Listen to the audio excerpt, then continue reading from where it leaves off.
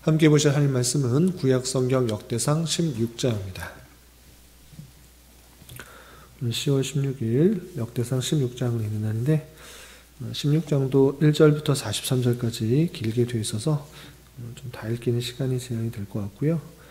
1절부터 22절까지만 함께 봉독하겠습니다. 구약성경 역대상 16장 1절부터 22절까지 말씀, 구약성경 635면 전후를 보시면 되겠습니다. 1절부터 함께 봉독합니다.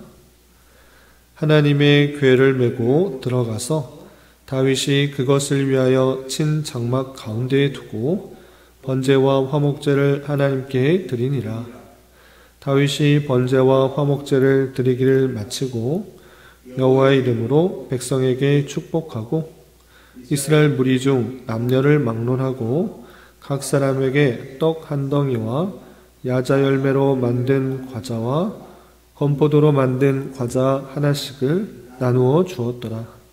또 레위 사람을 세워 여호와의 궤 앞에서 섬기며 이스라엘 하나님 여호와를 칭송하고 감사하며 찬양하게 하였으니 아삽은 우두머리요 그 다음은 스가랴와 여히엘과 스미라못과 여히엘과 mat디디아와 엘리압과 분하야와 오벳에돔과 여히엘이라.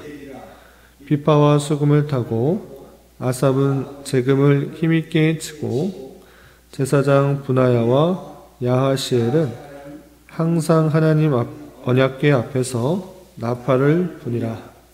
그날에 다윗이 아삽과 그의 형제를 세워 먼저 여호와께 감사하게 하여 이르기를 너희는 여호와께 감사하며 그의 이름을 불러 아뢰며 그가 행하신 일을 만민 중에 알릴지어다. 그에게 노래하며 그를 찬양하고 그의 모든 기사를 전할지어다. 그의 성호를 자랑하라. 여호와를 구하는 자마다 마음이 즐거울지로다. 여호와와 그의 능력을 구할지어다. 항상 그의 얼굴을 찾을지어다. 그의 종 이스라엘의 후손 곧 택하신 야곱의 자손 너희는 그의 행하신 기사와 그의 이적과 그의 입의 법도를 기억할지어다. 그는 여호와 우리 하나님이시라. 그의 법도가 온 땅에 있도다. 너희는 그의 언약 곧 천대에 명령하신 말씀을 영원히 기억할지어다.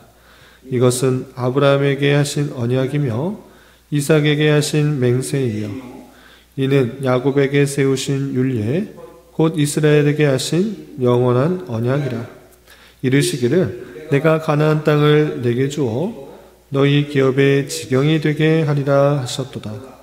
그때 너희 사람 수가 적어서 보잘것없으며 그 땅에 개기되어 이 민족에게서 저 민족에게로 이 나라에서 다른 백성에게로 유랑하였도다.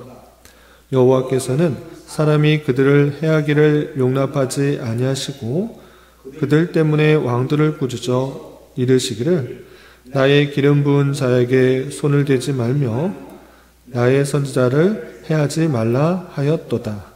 아멘.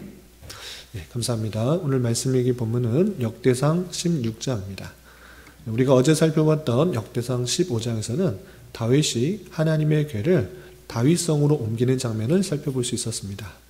왜 다윗이 하나님의 궤를 다윗성으로 옮기는가라고 했을 때 선왕이었던 사울은 하나님께 모든 것을 묻는 것이 아니라 다른 것에 의지하고 또 심지어는 신접한 자에게 의지하여서 하나님께서 그를 치셨기 때문에 다윗은 그런 잘못을 범하지 않기 위해서 여호와께를 가까이 두면서 하나님께 묻고 또 하나님께서 말씀하시는 대로 행하기 위해서 다윗성을 옮기려 했던 것입니다. 그런데 첫 번째 옮기려고 했을 때 실수를 범하여서 자기의 뜻과 또 자기 생각, 하나님께서 주신 말씀대로 옮긴 것이 아니라 수레에 옮기다가 큰일을 겪었기 때문에 다시 한번 실수를 만회하기 위해서 하나님께서 주신 규례대로 레위인들을 시켜서 그 법궤를 옮기는 장면을 살펴볼 수가 있었고, 옮길 때 많은 찬양대가 기뻐하며 온 세상에 하나님의 영광을 드높이는 일뿐만 아니라 자신 또한 정말 기뻐서 어떤 자신의 체면과 위험을 생각하기보다는 그 기쁨이 너무 커서 즐거워하면서 찬송하는 그 장면을 살펴볼 수 있었습니다. 그리고 이어지는 16장에서는 이제 법궤가 다윗 성에 안착되어서 레위인들에게 계속적으로 찬송을 할 수 있도록 하는 장면과 다윗도 기뻐 찬송하면서 만민들에게 함께 찬송하자라는 그런 찬송이 이어지게 됩니다. 그러면 다윗이 레위인들에게 무엇을 명하였고 또 다윗이 스스로 어떻게 찬양하는지를 보면서 우리 오늘날 어떻게 적용할 수 있는지 생각해 보는 시간을 갖도록 하겠습니다. 우선 16장 1절에서 보시면 하나님의 궤를 메고 들어가서 다윗이 그것을 위하여 친 장막 가운데 두고 번제와 화목제를 하나님께 드렸다 됐습니다. 궤를 이제 다윗성 안쪽에 모셔놓고 감사하는 마음으로 제사를 드린 것입니다. 이 제사가 단순히 개인적인 제사가 아니라 그 기쁨들을 온 백성도와 함께 나누기 위해서 어떻게 했는가? 2절 3절 보시면 다윗이 번제와 화목제를 드리기를 마치고 여호와의 이름으로 백성에게 축복하고 이스라엘 무리 중 남녀를 막론하고 각 사람에게 떡 한 덩이와 야자 열매로 만든 과자와 건포도로 만든 과자 하나씩을 나누어 주었더라 하면서 이 기쁨과 감사를 온 백성들 남녀를 상관없이 모든 백성들과 함께 나누는 그 장면을 살펴볼 수 있습니다. 그리고 이 기쁨을 표현하는 데서 그치는 것이 아니라 이런 감사의 내용들이 계속적으로 이어질 수 있도록 레위인들에게 하나님을 찬양하는 일들을 계속적으로 시키는 장면을 살펴볼 수 있습니다. 그래서 4절부터 6절까지 보시면 이러한 명령을 다윗은 내리고 있습니다. 4절 보시면 또 레위 사람을 세워 여호와 궤 앞에서 섬기며 이스라엘 하나님 여호와를 칭송하고 감사하며 찬양하게 하였으니 레위 사람을 세워서 계속적으로 감사하고 찬양하는 일들을 하는데 구체적으로 어떻게 감사하라고 했는가? 5절 6절 보시면 아삽은 우두머리요 그 다음은 스가랴와 여이엘과 스미라못과 여이엘과 마띠디아와 엘리압과 브나야와 오베데돔과 여이엘이라 비파와 수금을 타고 아삽은 재금을 힘있게 치고 하면서 수금, 비파, 재금 이것을 치면서 악기를 동원해서 찬양하는 일들을 감당했다라는 것을 알 수 있습니다. 그리고 6절에서 보시면 제사장 브나야와 야하시엘은 항상 하나님 언약궤 앞에서 나팔을 부니라 라고 하면서 나팔을 부는 그 역할을 항상 감당하는 사람도 있었던 것입니다. 그리고 이 내용들이 여기서만 있는 것이 아니라 또 뒷부분에 또 강조하여서 이렇게 표현되고 있습니다. 좀 건너뛰어서 37절 이하 43절까지 보시면 다윗이 아삽과 그의 형제를 여호와 언약궤 앞에 있게 하며 항상 그 궤 앞에서 섬기게 하되 날마다 그 일대로 하게 하였고 라는 표현이죠. 그리고 좀 건너뛰어서 40절 보면 항상 아침 저녁으로 번제단 위에 여호와께 번제를 드리되 여호와 율법에 기록하여 이스라엘에게 명령하신 대로 다 준항하게 하였고 또 여호와의 인자하심이 영원하심으로 그들과 함께 헤만과 여두둔과 그리고 택함을 받아 지명된 사람을 세워 감사하게 했고 또 그들과 함께 헤만과 여두둔을 세워 나팔과 재금들과 하나님을 찬송하는 악기로 소리를 크게 내게 하였고 또 여두둔 아들들에게 문을 지키게 하였더라 이랬습니다. 여기서 반복되는 표현이 무엇인가 라고 할 때 항상이라는 것입니다. 37절에도 항상, 40절에도 항상, 그리고 앞에서 우리 6절에서도 항상 하나님 언약궤에서 나팔을 부니라 이랬습니다.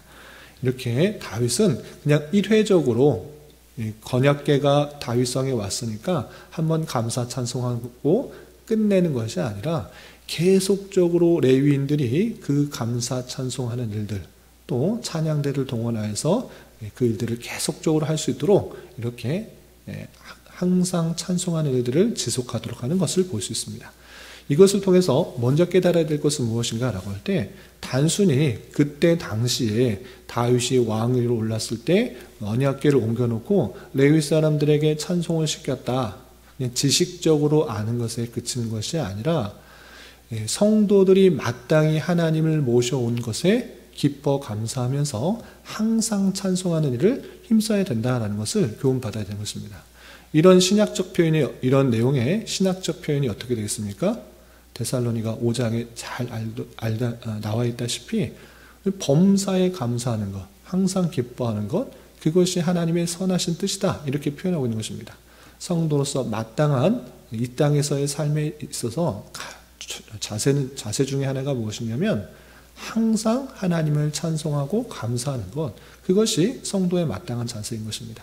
단순히 레위 사람들이 그냥 그런 일들을 했다라는 지식으로 하는 것이 아니라 오늘날 우리 또한 하나님의 택함을 받아 하나님만을 섬기도록 한 영적 레위인인 줄 알아 주님을 어디에서나 항상 기뻐하고 감사하며 찬송하는 삶을 살아야 되는 것입니다.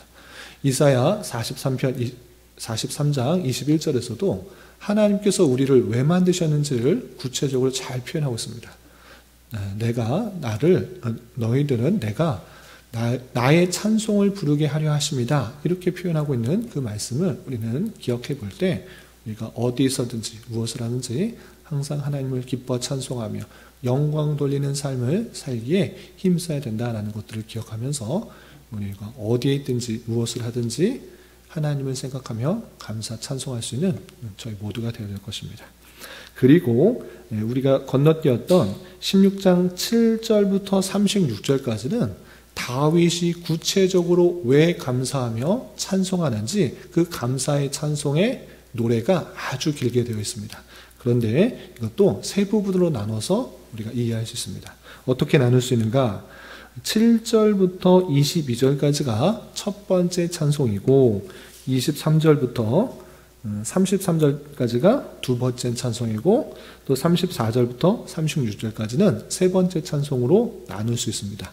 이것은 그냥 제가 마음대로 그냥 나눈 것이 아니라 성경에 이 감사 찬송이 시편에 그대로 실려 있는데 세 부분으로 나누어서 실려 있는 것입니다. 제가 나눈 것이 아니라 이 시편의 내용, 이 찬송이 시편에 그대로 세 부분으로 나눠서 기록되어 있다, 이것을 발견하게 되는 것입니다. 그래서 첫 번째 7절부터 22절까지의 그 찬송의 내용이 시편 105편 1절부터 15절까지 그대로 수록되어 있는 것입니다. 그리고 23절부터 33절까지 시편 96편 1절부터 13절까지 내용으로 그대로 담겨 있을 뿐만 아니라 시편 34절부터 36절 세 번째 이야기가 시편 106편 47절부터 48절까지 그대로 담겨 있는 것을 우리는 확인하게 되는 것입니다.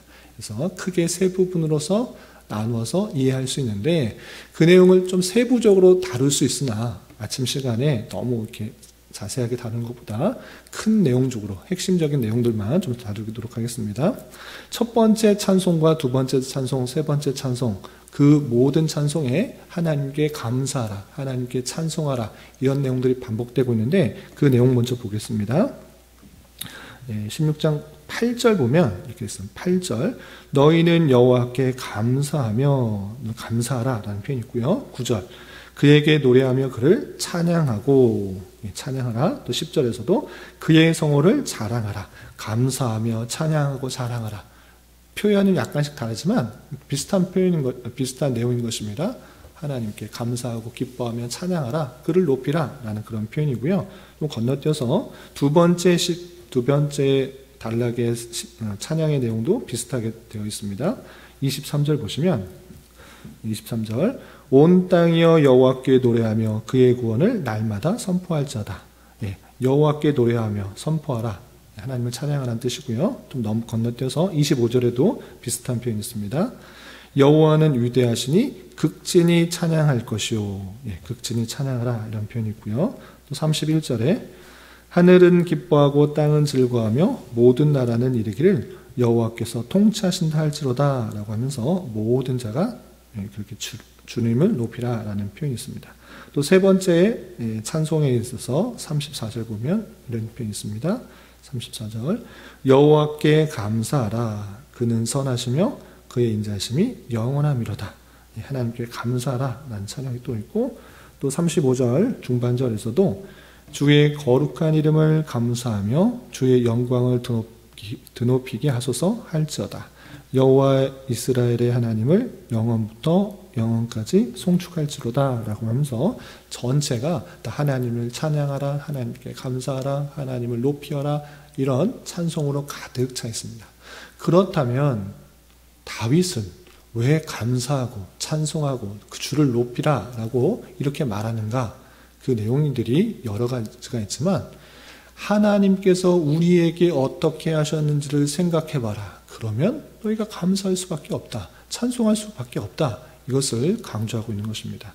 그 내용이 대표적으로 15절 이하 22절까지 이렇게 표현되는 것입니다. 15절 보시면 너희는 그의 언약 곧 천대에 명령하신 말씀을 영원히 기억할지라다. 하나님께서 언약해 준 것, 약속해 줬는데 그것은 계속적으로 영원히 이어질 약속이다. 그것을 기억해보면서 기억하면 감사할 수밖에 없다라는 것입니다. 그럼 그 언약이 무엇이었냐? 16절 이것이 아브라함에게 하신 언약이며 이삭에게 하신 맹세이며 이는 야곱에게 세우신 율례 곧 이스라엘에게 하신 영원한 언약이다. 아브라함에게, 이삭에게, 야곱에게 계속적으로 약속했던 것이다. 그것이 영원한 언약이다. 그 언약을 기억하면서 하나님께 찬송하며 감사하며 영광을 돌려라. 이렇게 말한 것입니다. 그렇다면 아브라함과 이삭과 야곱에게 하신 영원한 언약이 무엇인가? 그것도 친절하게 다윗은 고백하면서 찬송한 것입니다. 그 내용이 18절이야 이렇게 표현되고 있는 것입니다. 18절 이르시기를 내가 가나안 땅을 내게 주어 너희 기업에 지경이 되게 하리라 하셨도다. 아브라함과 이삭과 야곱에게 하신 영원한 언약은 가나안 땅을 내게 주어서 너의 기업에 지경이 되게 할 것이다. 이 약속을 하셨다는 것입니다. 그 약속이 이루어졌으니 너희들은 감사 찬송해야 된다는 것입니다. 너희들 어떤 민족이었는데 그렇게 준다고 했는가?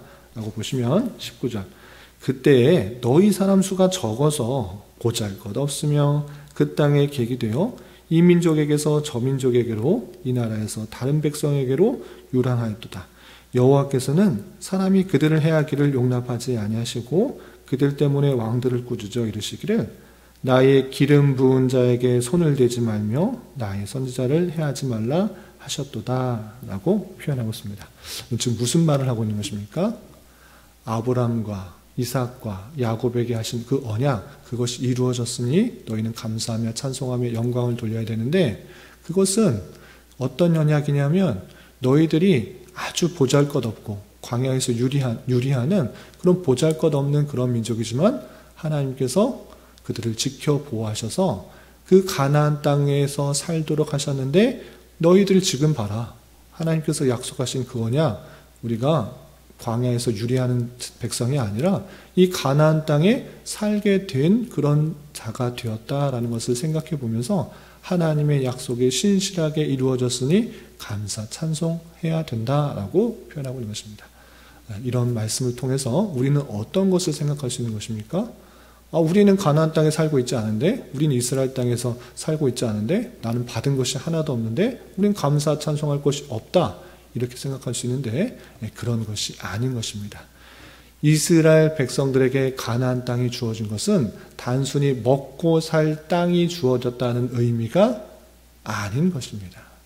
그것의 의미는 무엇이냐면 하나님의 백성이 되었다라는 의미를 가지고 있는 것입니다.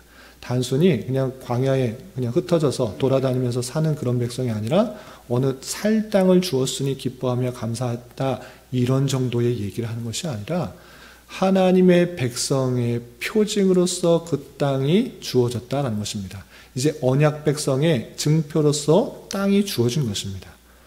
그렇기 때문에 우리 또한 같은 감사를 할 수 있는 것입니다.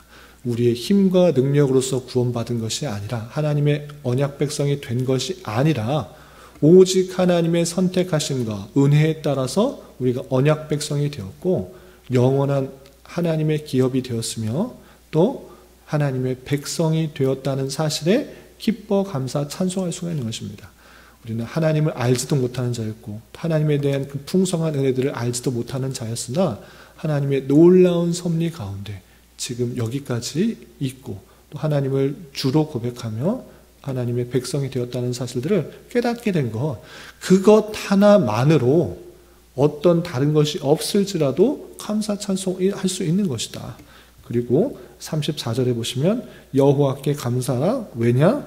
그는 선하시고 그 인자하심이 영원함이기 때문에 그렇다라고 표현하고 있는 것입니다.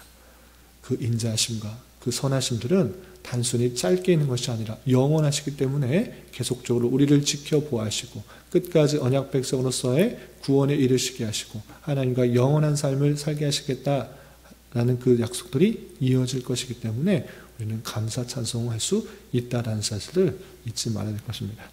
이런 말씀을 대하는으로써 하나님의 오직 선하신 뜻과 계획하심에 따라 우리가 선택함을 받고 또 예수 그리스도를 믿게 하심으로 언약 백성이 되게 하신 놀라운 은혜를 생각해 보면서 이 선하심과 인자하심은 영원히 이어질 것이기 때문에 당장의 눈에 보이는 여러 가지 어려움과 힘듦이 있을지라도 낭망하고 좌절하는 것이 아니라 이것을 또한 하나님께서 어떻게 우리를 훈련하시고 연단하시는 방편으로 사용할까를 생각해 보면서 늘 감사 찬송을 하는 삶을 살아야 될 것이고 또 우리의 일평생 삶의 목적이 무엇인가 라고 할 때 어디서 무엇을 하든지 간에 하나님께 찬송하며 영광을 돌리는 삶을 사는 것, 그것이 우리를 지으신 목적이라는 것을 기억하면서 늘 감사 찬송을 주님께 올려드리는 자가 되어야 될 것입니다.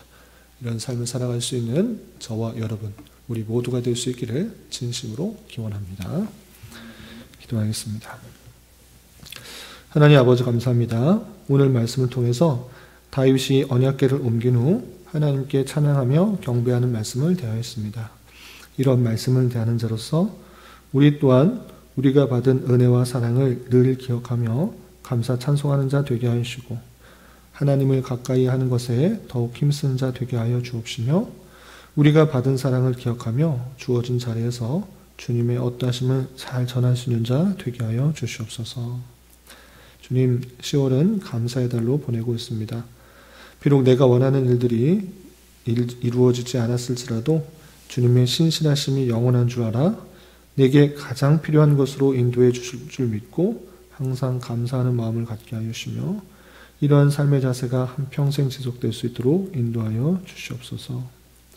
주님, 교회 내 육체의 질병과 연약함으로 생활이 어렵고 힘든 가운데 있는 여러 성도들이 있사오니 주님 지켜주셔서 건강하게 잘 치유되고 회복될 수 있도록 인도하여 주시고 직장과 사업장의 문제로 가족의 전도와 신앙을 위해 복된 결혼과 가정을 위해 아이의 임신과 남편의 사업을 위해 주님께 간절히 부르짖며 나아가는 여러 지체들이 있사오니 주님 그들과 함께하여 주시고 그들의 기도 응답해 주시사 우리의 기대와 소망보다 훨씬 더 풍성한 것들로 채워주시는 하나님을 깊이 경험할 수 있는 기회 되도록 인도하여 주시옵소서. 이 시간 한 주간의 삶을 올려드리며 각자 간절하게 간구하는 기도 제목 주님께서 들으시고 가장 선한 것들로 응답하여 주시옵소서. 예수님의 이름으로 기도 올리옵나이다. 아멘.